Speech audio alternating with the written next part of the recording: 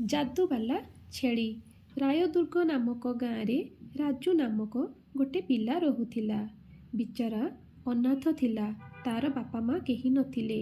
गाँर मंदिर रे रहुथिला। भोक लागिले मंदिर प्रसाद खाउथिला। गाँ लोक माने भाबुथिले जना नाही ए पिलार कौन हेबो। मंदिर को जे केही भी आसुथिले ताकू टंका पैसा इत्यादि जाचंती, किंतु से केबे हेले काहाठू किछि भी पैसा पत्र निये नाही। से सबुबेले कही थाए, मते पैसा दरकार नहीं, किछि काम थिले दियंतु।